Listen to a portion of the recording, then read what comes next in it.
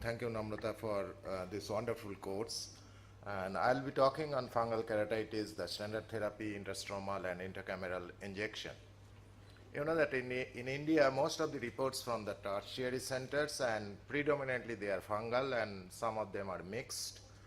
But in tertiary level, the standard of treatment is always based on microbiological workup. But on the other hand, a small clinic, where mostly they are reported as a primary case, in many situations the treatment is empirical. But for empirical management, you must have more knowledge than having microbiology workup. So, knowledge about like clinical presentation of different kind of keratitis, different types of picture in different types of fungus, geographical differences, causative organism like aspergillus versus fusarium, like East India versus South India, urban versus rural, then predisposing factor like paddy injury, paddy seed, and onion injury like in South India, they are more commonly with fusarium. And everything should be kept in mind before starting an empirical treatment. So empirical treatment is always difficult. And you have to also know the sensitivity pattern of specific antifungal in that area. So you may start the empirical treatment, rationally see the response for 48 to 72 hours, it is responding fine, you continue the treatment. Then if it is not, then you refer to a specialist where they have some microbiology or other backup. So there are guidelines are there. You must go to the AIOC website and see these guidelines. And like bacterial ulcer, this fungal ulcers also depends upon the size of the ulcer, location of the ulcer, depth of infiltration, presence of hypopyon at its amount, and preliminary clinical examination and or KOH, which you can do easily by 2-3 minutes time in your clinic also, and type to see the nature of the fungus. Then we have a lot of antifungals for, these are the whole list of antifungal drugs, and we have paulines and azole, and we have two in pauline group like natamycin and amphotericin B, and azole we know that voriconazole is widely available as a drop preparation, but other azoles are basically used as a systemic therapy. So, and these are the in vitro sensitivity pattern. You see that different antifungal at different sensitivity pattern. Natamycin is most. क्या हो गया?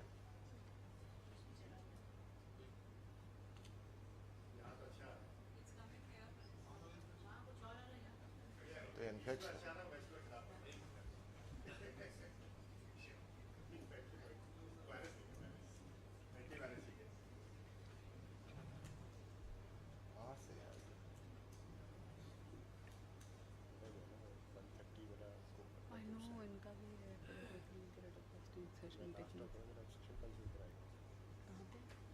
It's coming now. So these are pauline and azoles, and pauline, as I said, that this is mainly as topical preparation, and azole only voriconazole is available as topical preparation, but other azoles are basically for systemic use. And if you see the in vitro sensitivity pattern, the amphotericin B, natamycin, a little difference. Like if you take fusarium, for example, amphotericin B is not a good drug for fusarium, whereas natamycin is a very good drug for fusarium infection. Similarly, voriconazole, already Mart's trial has shown all the reports. I will be coming to that. The key points to remember about antifungal is that all antifungals are fungistatic, they are not fungicidal. Natamycin is the drug of choice of filamentous keratitis, especially against fusarium. Due to poor penetration, it is only effective in non-severe, more superficial keratitis. Amphotericin B is effective only more on Candida and Aspergillus, and it is less effective in fusarium. Fluconazole orally shows good activity against Candida species. Then role of scraping or debridement on the first visit is a must, then repeated depending upon the response, helps in decreasing the microbial load and also helps in penetration of the topical antifungal agent, because they are poorly penetrate into the stroma. And dematiaceous fungus, you may need to scrape on every visit or every day if possible. The initial management, monotherapy again, like bacterial monotherapy or combination therapy. Monotherapy, if it is superficial ulcer, less than one-third depth, no or trace of hypopyon, then natamycin initially half an hourly for first 24 hours, then 1 hourly. Then amphotericin is similar for Aspergillus species, or you can also try voriconazole. Cycloplegics, antibiotic if you suspect mixed infection, and review initially on every 48 to 72 hours, then weekly. And depending upon the response, you may taper or you may go into the combination therapy. So, MART trial, it is a very popular study, has been published 2013, and you see that they have shown that the natamycin is much better than voriconazole. And voriconazole should not be used as monotherapy in fusarium. Then in vitro susceptibility, they have also shown that fusarium isolates are least susceptible to voriconazole. Aspergillus is also least susceptible to natamycin. So combination of natamycin and voriconazole probably sometimes better, or you can add like amphotericin and voriconazole, one choline and one azole group. And this combination you have to see according to the type of response.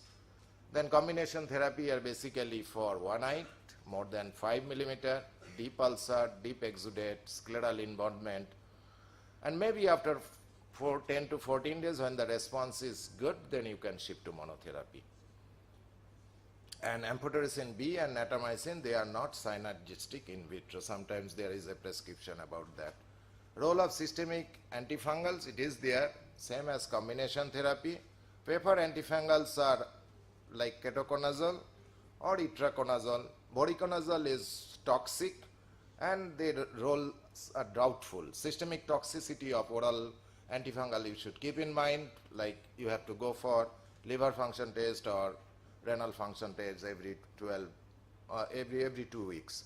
Then MART2 trial actually shown that oral treatment, oral voriconazole doesn't actually decrease the risk of perforation, so they actually discard the oral, only they said that they are little better than the placebo. So oral voriconazole, it is expensive also, doesn't have much role in Indian situation. So how long to continue antifungal? Till the complete healing of this is actually little difficult to judge, especially with filamentous fungus, but the saying is continue the treatment for another 2 weeks when you think that ulcer is healed, and call the patient after, stop the treatment and call the patient after 2 weeks to see any recurrence. The role of intracameral and intrastromal, this has been practiced in some of the places, and once upon a time this was one of the standard treatment, but nowadays people realize that this is only maybe effective for, you can remove all the hypopyon and you just give intrastromal around the ulcer, 360-degree around that particular quadrant or that particular area involved, and that is all. But you have to repeat this. So there are indication of, especially it is indicated for endoexudate where surface is totally healed. There are different doses for it. And there are many reports since 2007. Some reports are favorable, some reports are just like anecdotal reports, and many of them are like contradictory to each other. And there are several reports from every corner of the country and also from different countries. But the good study came out from RP Center by Namrata et al., and they showed that intracameral amphovi doesn't offer benefits over topical antifungal therapy when performed alone or in association with drainage of hypopyon. So this is a very good, it came in ocular immunology and inflammation. We have tried a long time back and some of them are healed, like this is one of them. Then the role of intracameral voriconazole, and you have to remember the half-life of the voriconazole in the half-life is only 22 minutes inside the anterior chamber. So even if you want to give it, you have to repeat it every day. So that is a problem with intracameral voriconazole. Then again, there are reports of like post-keratitis, endophthalmitis, everything is there. And there is combination like intrastromal amphobi and voriconazole. And again, the reports are different, and studies have shown that intrastromal voriconazole didn't provide additional benefit over topical voriconazole.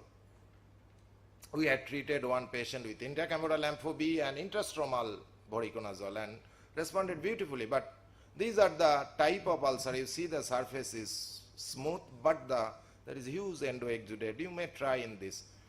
So in summary, the intracameral and intrastromal, some studies does work, but the complication is the concern, uveitis, secondary glaucoma, iris neovascularization, with subsequently bleeding during the therapeutic keratoplasty.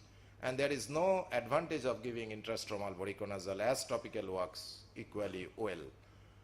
So there are some reports in the literature also, like this type of, this is my patient, interface infection after doing DSEC long time back. I just stabbed the incision, interface works with voriconazole and intrastromal, and 2 doses, and the patient responded beautifully. There are similar reports. These are the kind of you may try where you do not have access to the drop to go deep into the actual site. So take home message is timely standard medical treatment is the key of success of most of the fungal keratitis. For smaller superficial ulcer, monotherapy with natamycin or ampho-B. Natamycin is most effective in fusarium. Amphotericin B is more effective in aspergillus or candida. Voriconazole is less effective in fusarium species. Combination therapy with Pauline and azole combination will have some synergistic effect. Intracameral ampho-B have some value, doubtful value, in deep keratitis or endoexudate, and intrastromal voriconazole does have role in candida infections, but not for filamentous fungus. Thank you very much for kind coverage. Only one thing I want of the eastern part, we don't see fusarium. We see maybe our data says that what we see on our cornea clinic, about 80% or 80 to 85, we don't see bacterial because of this, it is cured all bacterial. But fungal, among these 80%, 70% are aspergillus. We don't see fusarium. So that's why our preference of first line of treatment like amphotericin B and voriconazole combination rather than natamycin, and or mostly severe cases, so we need to start combination therapy. Thank you very much for your patience hearing.